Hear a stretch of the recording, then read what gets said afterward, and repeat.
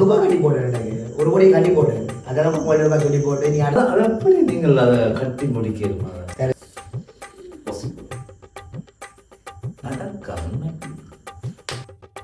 ஒரு மாசத்துக்கு பிறகுதான் இந்த வேலைகளை தான் செய்வேன். எந்த குவாலிட்டியை காட்டுறேன் பா.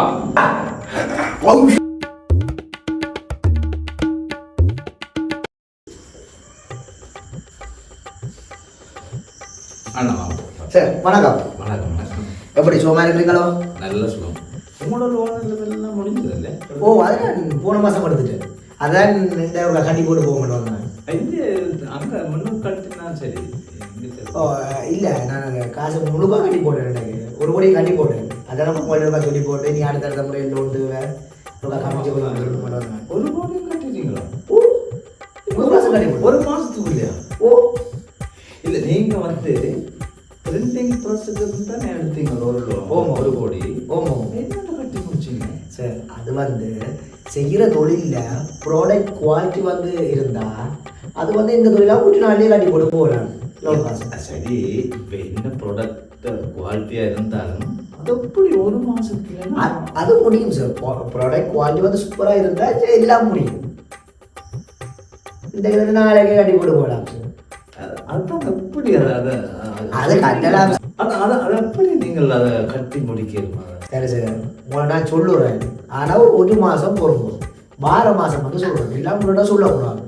எனக்கு இன்னும் குழப்பமா இருக்கு, ஆச்சரியமா இருக்கு.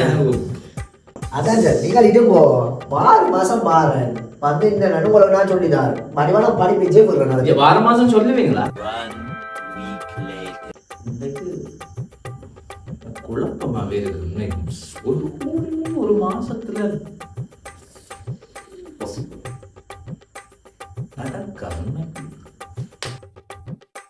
Excuse me, sir.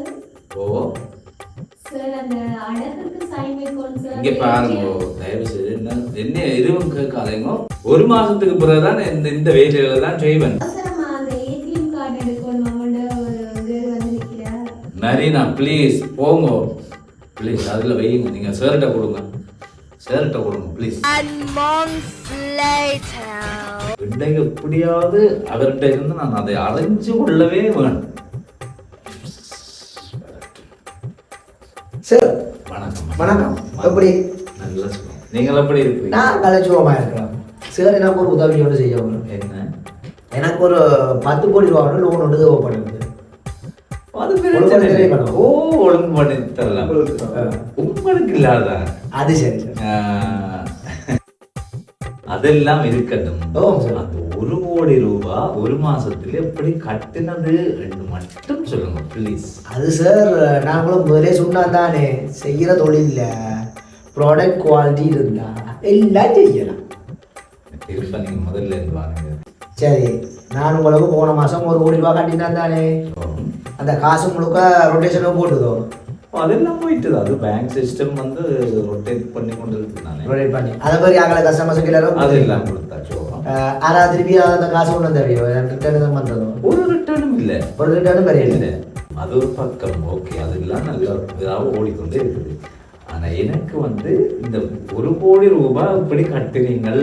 அந்த 1 கோடியும் எந்த பிரிண்டர்ஸ்ல பிரிண்ட் எடுத்தா காசு தான். அப்போ அவதானிச்சு பாருங்க, இவ்வளவு கூட ப்ராடக்ட் குவாலிட்டி சூப்பராக இருந்தா அவ்வளோ காசும் வந்து 1 காசு கூட ரிட்டர்னும் பெறாமல், ஒரு கம்ப்ளைண்ட் பெறாமல் இருந்திருக்கும்.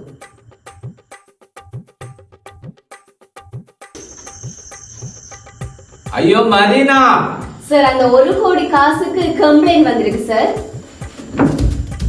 என்ன மரீனா? அந்த 1 கோடி காசுக்கு கம்ப்ளைண்ட் வந்திருக்கு. வா, எந்த குவாலிட்டியை காட்டுறேன் பா. வாடா. ஐயோ. வாடா.